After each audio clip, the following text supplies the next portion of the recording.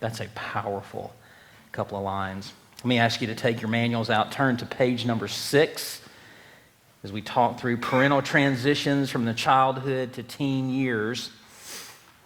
Even with, Tatum in the room, I would say to you that I'm excited about the fact that I get to watch her sing, because during some of those teen years, there were times whenever I did not know if she would necessarily make it through her teen years, because I thought me, but more specifically probably my wife, might actually wring her neck at some point, right? Because the teen years are hard, and the teen years were hard for most of us. And that's one of the things that we oftentimes forget, is that the teen years are difficult for all of us, right? And so my friend John Damon, who is a child psychologist, he oftentimes says one of the things that is most beneficial when our children get to their teen years is when we move from a status of being angry at them to a place where we can be empathetic with them, right? Because the teen years are difficult. Right? And we're going to talk about some of the reasons why that is the case this morning. So I want to read a passage of Scripture to you from Luke chapter 2. It's actually from the story of Jesus' life as he was entering adolescence, right? And so in Luke chapter 2, here's what God's Word says. And all who heard him, talking about Jesus, and all who heard him were amazed at his understanding and his answers. And when his parents saw him, they were astonished. And his mother said to him, Son, why have you treated us so? Behold, your father and I have been searching for you in great distress. And he said to them, Why were you looking for me? Did you not know that I must be in my father's house? And they did not understand the saying that he had spoke to them. And he went down with them and came to Nazareth and was submissive to them. And his mother treasured up all these things in her heart. And Jesus increased in wisdom and in stature and in favor with God and with man. In this passage of Scripture, it's the story of Jesus, basically, where he goes into the synagogue and he's teaching, and they're astonished at how he's able to open up the Word and how he's able to expound God's Word to them. And then they start this journey back home to Nazareth, and don't ask me how this happens. I guess maybe they're traveling in a group, but at some point they realize that Jesus is like a day's journey behind them, and they're like, where's Jesus? He's no longer with us. And so they start searching for him, and they eventually find him, and he's teaching in the synagogue, and they're astonished at what they see and hear in him. And then by the time they get to him, they basically confront him and are like, why have you done this to us? Like, why didn't you travel back to Nazareth with us? Why did you stay here? And you see Jesus beginning to act independently of his parents. And his response to them is, why were you looking for me? Did you not know that I must be in my Father's house? And the Scripture says that they did not understand the saying that he had spoke to them.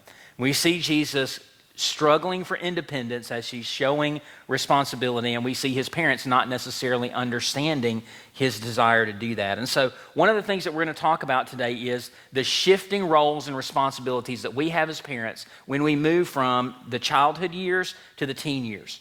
Because if we parent the same way that we did when our children were children, if we parent that same way when our children become teenagers, it's going to create a lot of heartache for us, and it's going to create a lot of havoc for them, right? So a couple of introductory remarks here. You're going to hear me say this a couple of times today. A majority of problems that teens have face one fundamental similarity: the battle between a teen's desire for total freedom and the parent's desire for total control, right? And as they become teenagers, what we have to realize is that there is a meeting in the middle. Children don't get total freedom, and parents don't get total control, right? And so there's a progressive line that happens where we continuously give them increasing freedom as they demonstrate increasing responsibility and trustworthiness. A couple of reminders for us. Children are not adults. Their bodies, brains, and emotions are underdeveloped and at times working against them.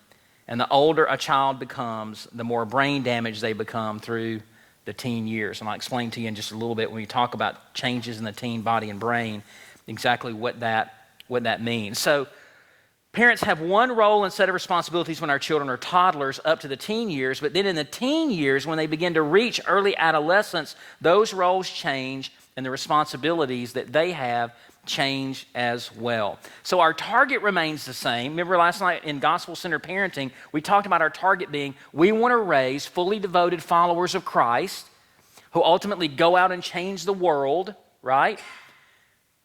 But in the early years of childhood, our expectation and what we're trying to really teach them is obedience, right? When our children are children, we want them to obey, not even necessarily because they understand it. We want them to obey because we told them to obey, right? And the scripture is very clear about that. Children, obey your parents in the Lord. Scripture is very clear about that. And so in the childhood years, we want to expect of them blind obedience. Okay, we want that from them because we want them to understand respect for authority, respect for certain roles that we have as parents. Chip Ingram, in his series, Effective Parenting in a Defective World, he has one of the best lines, I think, in parenting of any line I've ever heard anywhere. I've quoted him many times whenever he said this, and that is, he says, your children will never learn to obey the voice of a God that they can't see if they've never learned to obey the voice of a parent that they can see. And so if we never teach them obedience to us on this earthly world, they'll never learn obedience to this God that we worship in spirit and in truth that doesn't sit down with them over a bowl of Cheerios in the morning. So we have to teach them obedience not just because we want them to obey us, but ultimately so they understand authority and respect and submission so that then they can apply those same principles to their walk with Christ. But when they become teenagers, that simple expectation of obedience is not enough. And the focus of obedience has to grow beyond obedience. It can't just be, well, we no longer expect obedience, because we do expect obedience. But what we get to in the adolescent years is obedience that attaches with it understanding. You obey because. You obey because of this reason. You obey because the word says this, or because I have this wisdom, and because I want you to know how to generalize the things that you're obeying and learning, so that in the long run, you can apply the things that you're learning at home into life situations where I might not be there as a parent. And so we want to promote life transformation, but as young children through middle teens, we want to discipline them in a way that they become fully devoted followers of Jesus Christ who change the world and who ultimately become more and more responsible for their own actions. Tatum has heard me say many times, the more responsible that you become for your life, the less responsible for your life that I have to become for your life, right? So the more responsibility that they show, the more freedom we can give and the more we can release them. But we don't just release it until they've demonstrated responsibility. So in the teen years, the desired outcome is for them to learn responsibility and gain independence. Think about it this way. Here's a really, really easy way for you to remember this. In the childhood years, we have the role of caregiver and cop. Okay? In the very early years, we meet every need, right? We're caregiver. We food, we clothe, we shelter. We tell them where they can go, when they can go, how they can go. We basically, as caregiver, control every aspect of their life.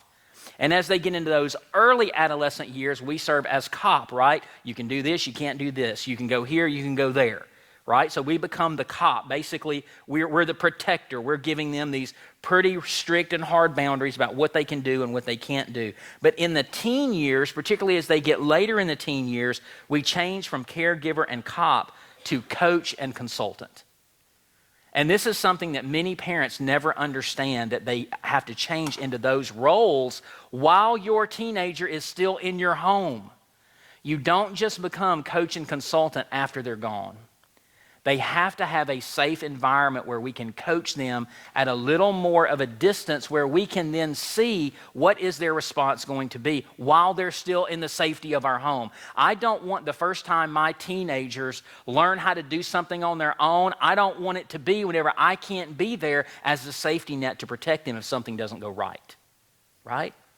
So caregiver and cop to coach and consultant. So why do I say that teenagers are just a little bit brain damaged? Well, there are changes in the teen body and brain that we have to be aware of as we become that coach and consultant with our teenagers, a few things happen. One, adult height and weight are reached during adolescence. Most people stop growing during their adolescent years. They'll grow to be adult height, weight, size, all those sorts of things. But then eventually, they'll stop, and it'll be before they actually finish adolescence, they'll actually stop growing. So they'll reach the ability to have kids. Whenever I think about this, I panic a little bit, right? Like Tatum is 21, she'll be 22. My boys are 13, going on 14. My mom was married at 16 and had her first child at 18. Many of your parents got married at 15, 16, 17, had their first child at 16, 17, 18, had 3 kids by the time they were 21, 22 years old, because we have developed bodies during the adolescent years. But body changes often produce body aches and wild sleep cycles. Many of our kids have these crazy sleep cycles, and it's completely normal as a result of what's happening with them chemically. Sometimes it drives us crazy whenever our teenagers want to stay up until 4 o'clock in the morning and then sleep till noon. But a lot of it is being caused by what's happening with them physiologically. Physical development outpaces emotional and social development. And this is one of the things that we have to be really, really careful of. Is they've got adult size, right? And so all of a sudden we've got this little adult living in our house. And so we begin to think, okay, so they're an adult, so they can think the same way I can think. Only they can't. Because from a brain perspective, though their body is fully developed, their brain and their emotions are not all the way developed, they're actually underdeveloped. Think about it this way. Adolescence is the healthiest stage of the lifespan, and yet morbidity and mortality rates increase 200 to 300% between childhood and late adolescence. So it's the healthiest phase, but the riskiest phase of life, right? Like they're healthier than they're ever going to be during those adolescent years, and yet they are most at risk for making really dumb decisions that ultimately cost them their life, right? And that has to do with overdeveloped bodies or fully developed bodies and underdeveloped brains. So the brain develops, and I won't go into this, although I could if I had my PowerPoint pulled up and we could actually look at pictures of the brain, how the brain develops from the back to the front, from the inside out. And if you know the different positions of the brain, and like the amygdala, which is kind of on the interior base of the brain, and the frontal cortex, which is on the front where your forehead is, then what's important about that, because it develops from the inside out and from the back to the front, what we know is the last thing to develop in us from a brain perspective is the frontal cortex. The frontal cortex, it is what controls what we call executive functioning. And executive functioning is the ability to think long term, to put experience and consequences together. So if I do this, then long term, this is the result of that. So because that's the last thing to develop, that's the last skill that adolescents learn, is these are the consequences of my actions, and I can think through that even if the consequences aren't 1 week, 2 weeks, 3 weeks, 8 weeks away. And the brain is not fully developed until ages 25 to 30. Most neuropsychologists say today that adolescence does not stop until the early 30s. The early 30s. Brain becomes fully developed in the early 30s. And by the way, I believe some of that is genetic, and I believe some of that, based on what we talked about last night, is experiential. I think when we don't force neural connectivity in the brain through setting high expectations for our kids and giving them responsibility early, then the brain develops slower, right? When some of you maybe grew up on farms, like my dad grew up in McGee, Mississippi, right? Simpson County. He grew up, they had crops, cattle, chicken houses. My dad was building chicken houses when he was 12 years old, right? He had neural pathways being formed when he was 12, 13, 14 that taught him a hefty dose of work ethic and how if you work this hard, this is the payoff. And so he was buying his own clothes, paying for his own food by the time he was 14, 15 years old. When we don't teach work ethic to our kids, until they're 17, 18, 19 years old, and sometimes even beyond that. Then those neural pathways that relate to responsibility, independence, work ethic, executive functioning, all of those, we delay forming those neural pathways as a result of our lack of expectations, right?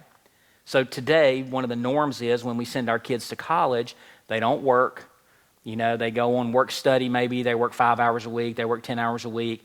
You know, but many of you who went to college, you worked maybe 1 full-time job, 2 full-time jobs. You raised kids while you were going to college. Now we send kids to college. I'm not saying it's right or wrong. It just is what it is. It's the world that we live in where now college students go to college.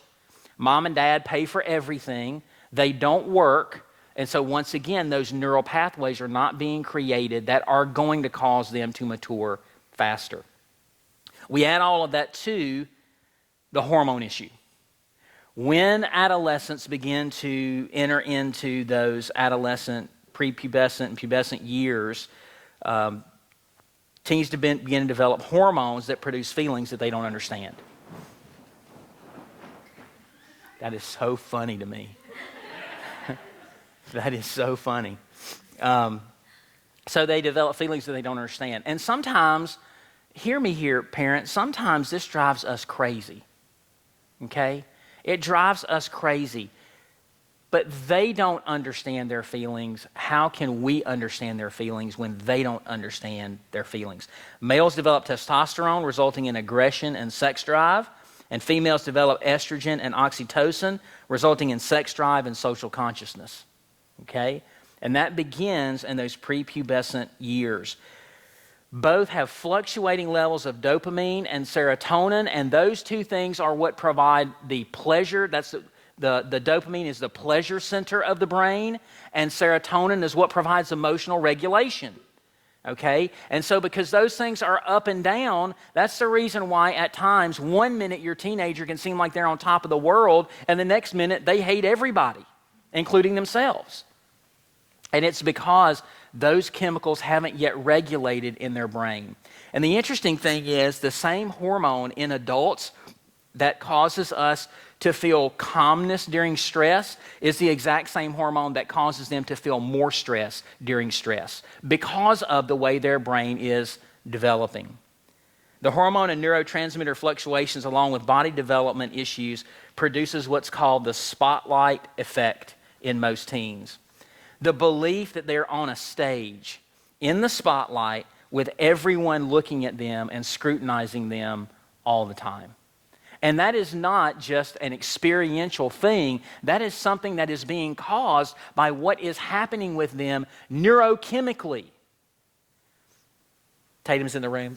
Sweetheart, I'm going to use this example because it's a great example. You've heard me tell this story before.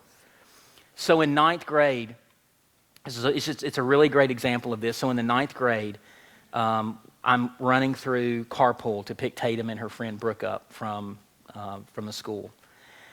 And they hop in the car, and we're pulling around, and as we're pulling out, Tatum says, "Oh no, I forgot my purse." And I said, "Oh, okay." Well, I made the little loop and just kind of whipped into the parking lot and pulled up into a parking space and stopped. And when I stopped, Tatum said, "What are you doing?" And I said, "I'm stopping so you can get out and go over and get your purse that you left sitting over by the brick wall." And, I don't know, there's 200 or 300 students, standing out there waiting to be picked up, by their rides. And they're all talking to each other and milling around. And I said, "I'm going to let you get out and go over there and get your purse." She said, "I'm not getting out of this car and walking in front of all those people." And I said, "Well, sweetheart, your purse is just right there. Just get out and go over there." But she said, "I'm not going to get out of this car and walk over there and get my purse with all those people staring at me." Now, in her mind, because neurochemically that spotlight effect happens and social consciousness is beginning to happen, in her brain says, all 212 of those people, whenever I get out of this car, they're not only going to look at me, they're going to stare at me and they're going to judge me as I walk across to get my purse. Experientially, I tried to coach through something that neurochemically she was feeling, right? And so that spotlight effect, that's a real thing. And so talking with our kids about that and helping them to understand, I understand that you feel that, I understand that that's a very real thing for you. It's a reality of your feelings, but it's not a reality of fact. Trying to help them understand that logically and cognitively because they don't feel it emotionally and effectively. That's one of the things that we have to learn to do as parents because it's real to them. It may not be real to us, but it's real to them. It is as real and tangible as me holding this little booklet in my hand.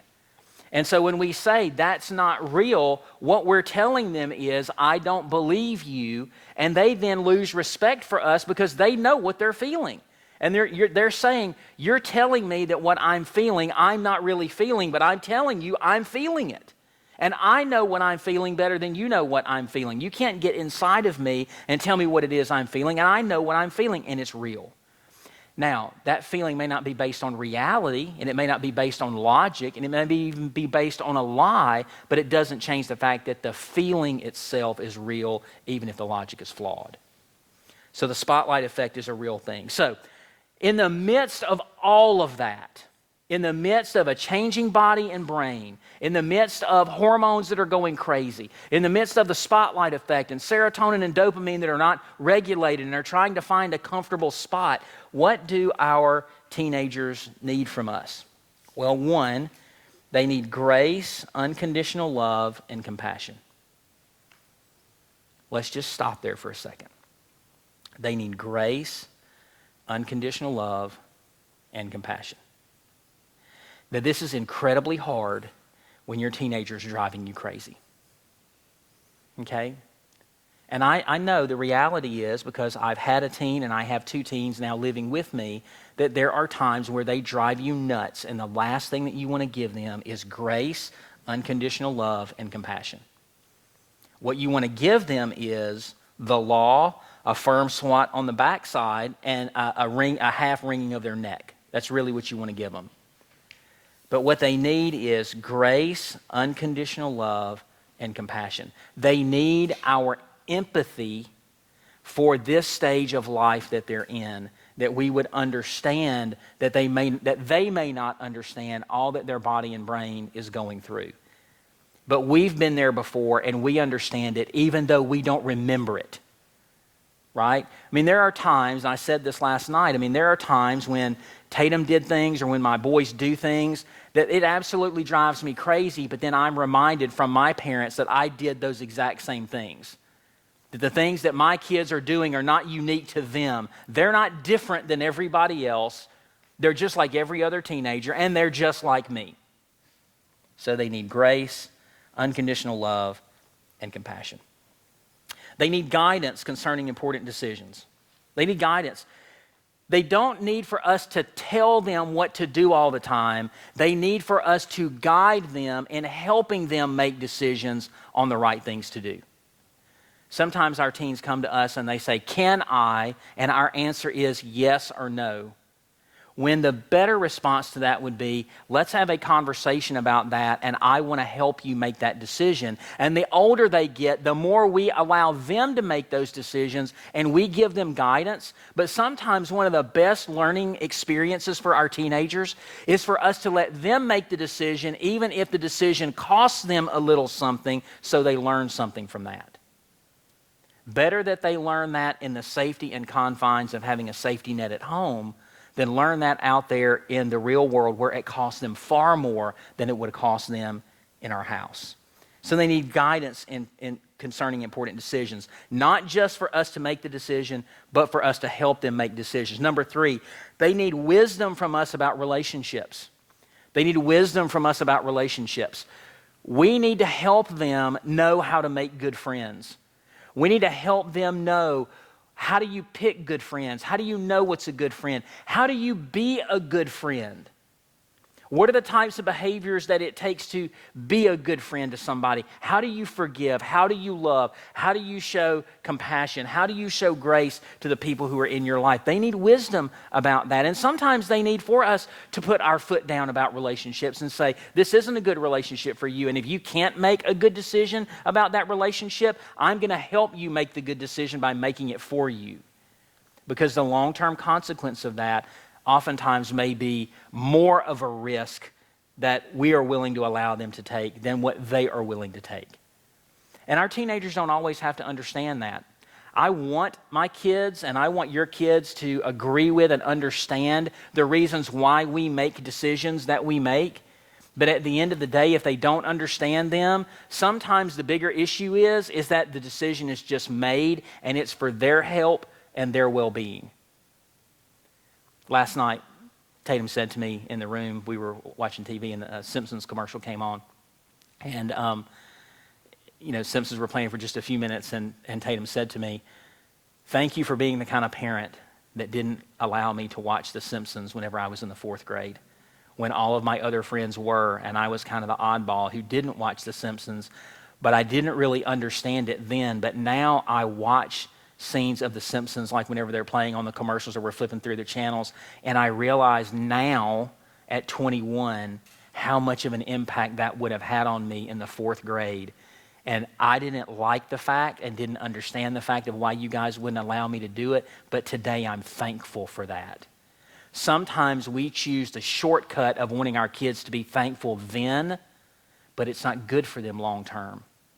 And I'll take the thank you at 21 when Tatum knows more about who she is and she knows more about life. I'll take that thank you over the thank you of the 4th grader who doesn't really know what he needs and what is going to be good for him. I'll take that thank you every day of the week and twice on Sunday over the 4th grade thank you, right? And so they need wisdom sometimes about relationships. We had a rule. I'm not suggesting that you have this rule in your family. I'm just telling you this is one of the things that we did in our family. We had a rule in our house that said, you cannot be best friends. You can be friendly and you can be friends, but you cannot be best friends with someone who is not a believer. You cannot be best friends with someone that does not have the same values that we have as believers in Christ. You cannot. And at times, that has cost Tatum in her relationships, and at times it has cost our boys in their relationships because we would not allow them to go over and spend the night in people's homes that we did not know.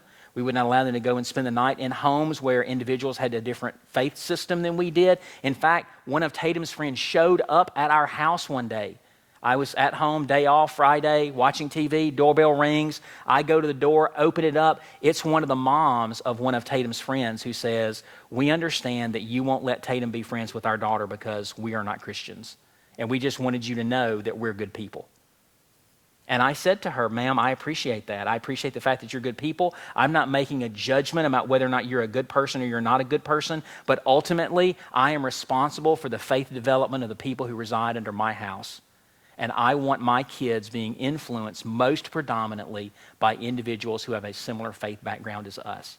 Tatum is allowed to be friends with your daughter, but I am not going to allow her to be best friends and spend all of her time with someone who has a different faith background and a different understanding of who God is.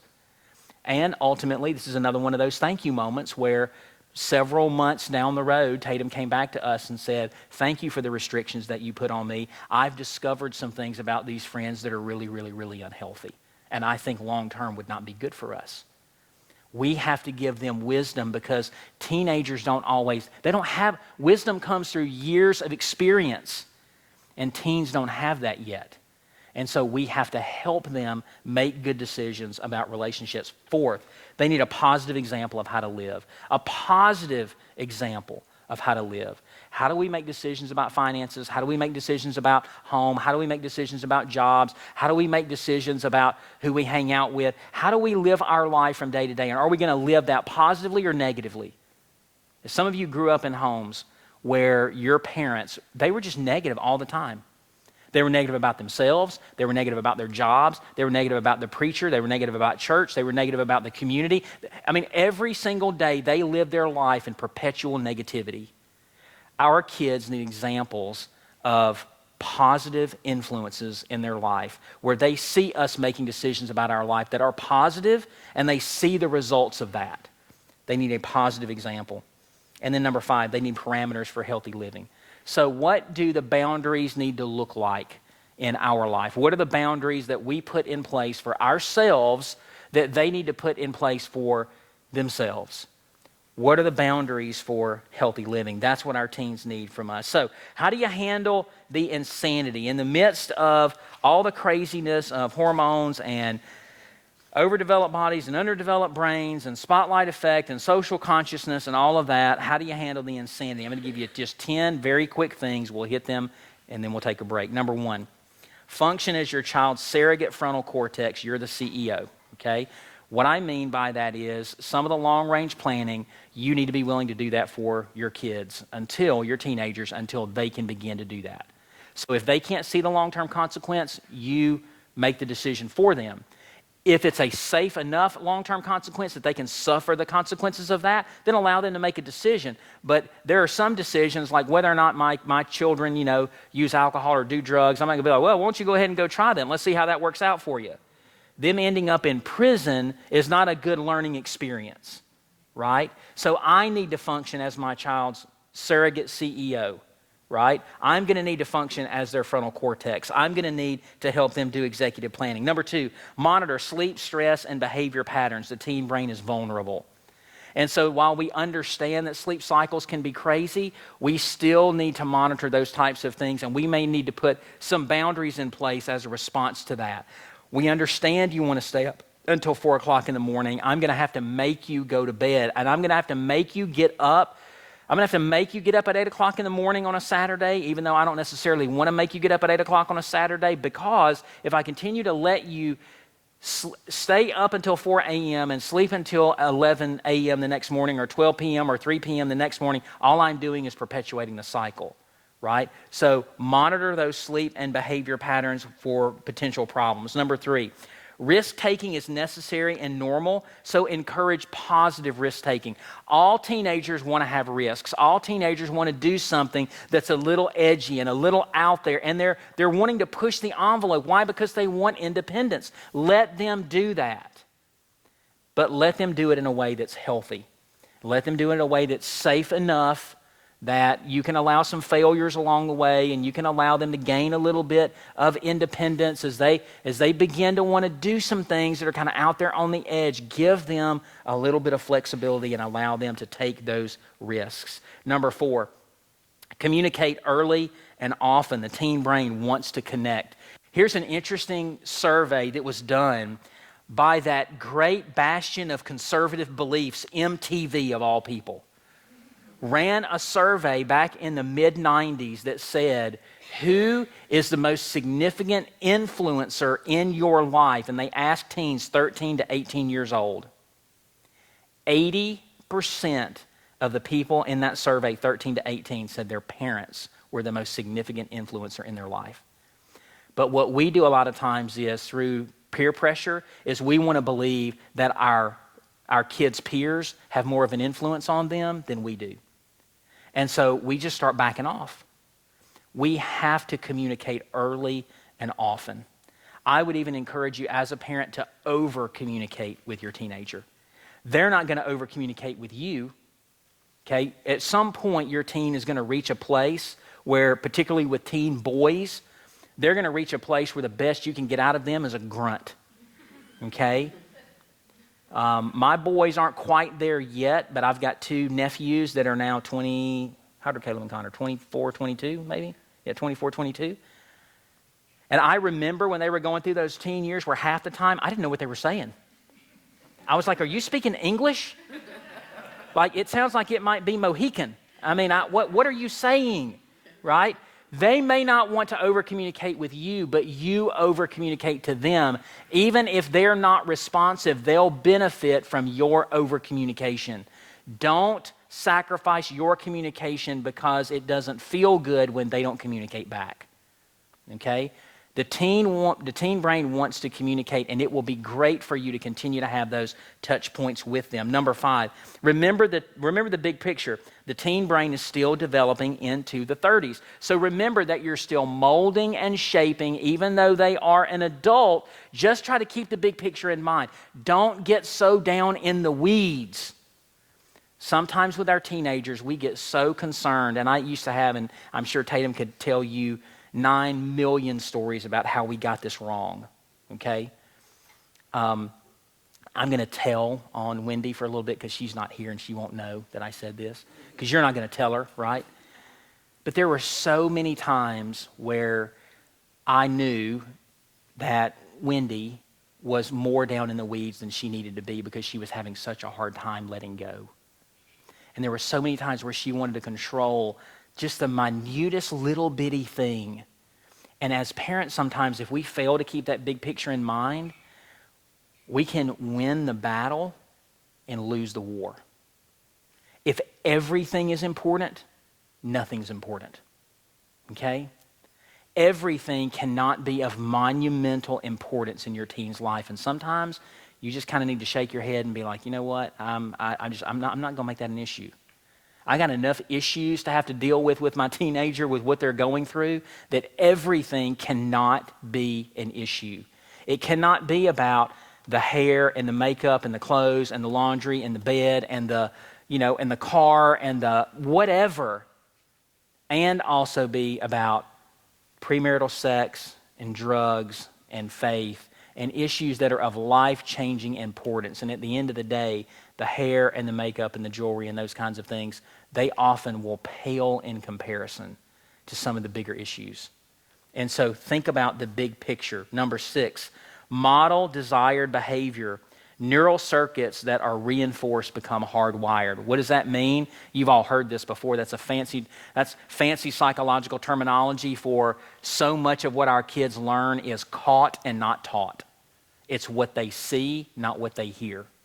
It's what they observe, not what we tell them, right? Again, another good Chip Ingram line from Effective Parenting in an Effective World. He says, like it or not, kids are not going to do what you say. Kids are going to do what you do. Like it or not, kids are not going to do what you say. They're going to do what you do. And so they're going to mimic our behavior. Another easy way of remembering that is you want to be what you want your children to become. You want them to be generous? Be generous. You want them to be kind? Be kind. We have a pretty intense household at times. Wendy and I both kind of grew up in homes where you get your point across by being loud. And so there's nothing more insane to me in our house than when I yell, stop yelling. Right? Or when I tell Tatum or our boys to be in control when I am out of control. I am telling them to do something that I am not demonstrating for them. Be what you want your children to become. Number 7, role play, discuss risky situations, reverse roles. The teen brain needs rehearsal. Allow your teenagers at points to play the role of parent and say, if you were in my shoes, what would you tell you? As you're trying to make this decision and you're asking me for my input, if we reversed roles, you tell me how you would handle this situation. Give them opportunities to role play and learn those kind of good decision-making habits. Number 8, don't go it alone. Build networks. Social connectedness equals happiness. One of the best things that can happen as a result of a conference like this, and whenever I do conferences for parents and there's multiple teenager parents in the room, parents of teenagers in the room, one of the best things that could come out of this conference is for those of you who are parents of teens to connect to one another, to pray for one another, to encourage one another, to communicate well about what's happening in your home so that there is social connectedness, not among your teenagers, but among you as parents. One of the things that's vital for parents of teenagers to understand is their teenagers aren't the only ones that are doing the things that they're doing. And it's beneficial when other parents say, your teenager does that, my teenager does that too, so that we don't think that it's so unique. Number 9, know where your kids are, whom they are with, and what they are doing. Not necessarily to be controlling of that, but at least to have information. I say all the time, in the absence of information, we are left with assumption.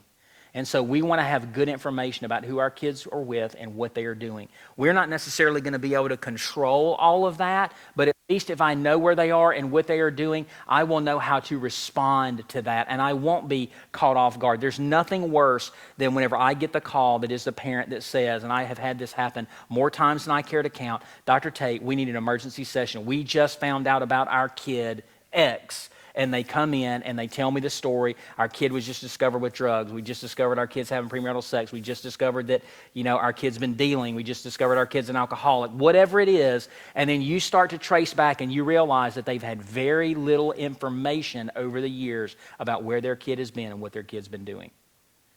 How was your child able to get away with some of this? In some cases, they were good parents who were doing all that they could, and the kid was just really, really good at being deceptive. But in most cases, it's because parents had their hands off the wheel, and they were completely disconnected from what their teenagers were doing. Know where your kids are, whom they are with, and what they are doing. And then number 10, be tech savvy and teach teens healthy tech habits. This is a hard one. This is it's really difficult. And it's really difficult because our kids face a world that many of us never had to face. Okay? As a teenager, if I wanted to look at pornography, I had to go steal it. I had to go borrow it from a friend whose dad had it.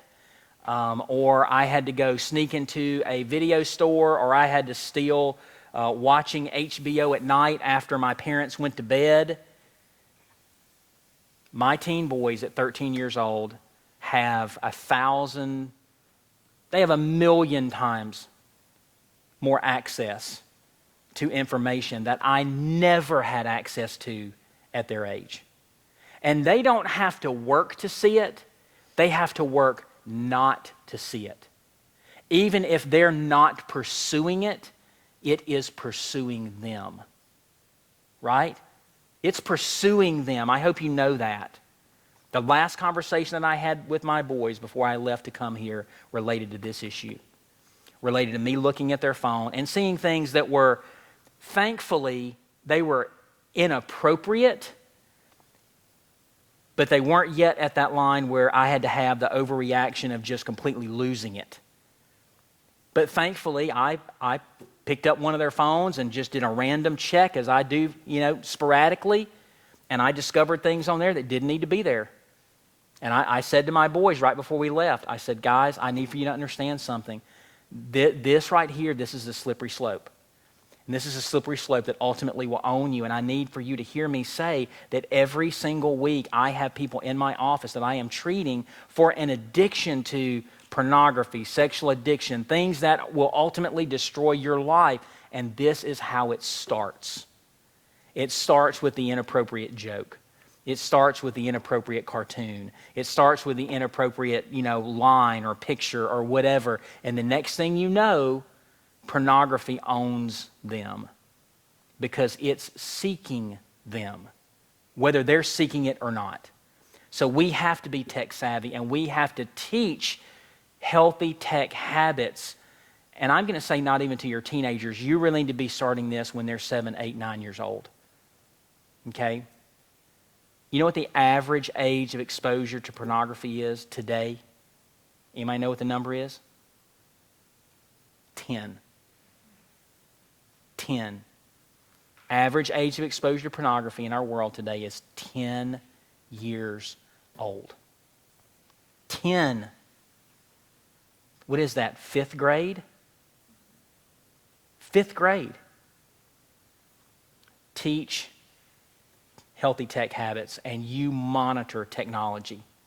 One of the things I'm speaking on Sunday night, this not tomorrow Sunday night, but a week Sunday night, is helping parents monitor technology and teaching them how to monitor things like social networking, social media.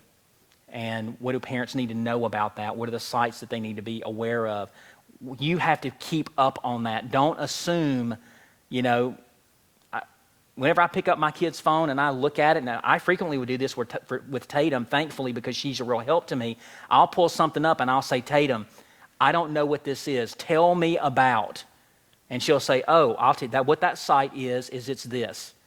And I'll say, is this safe or is this not safe? Well, it's kind of on the line. Yeah, that's okay. I mean, they can use that as long as you monitor X, Y. Just because you don't know, find somebody who does know. Find somebody who's in their 20s. Find somebody who's in their 20s who can tell you, hey, that is really just an app, that the whole reason for that is it's designed so that kids can do X. Because that like there's an app Like, and I know what to look for now. Like, there's an app on your phone that if you pull it up, it looks like a calculator. But if you punch in the right code on the calculator flips over, and the whole purpose of the app is to hide inappropriate images on your phone. And teens put it on there, so if their parent picks it up, it looks like a calculator app. That's all it is. It's just a calculator. And if you just punch the app, the calculator comes up. It's a fully functioning calculator.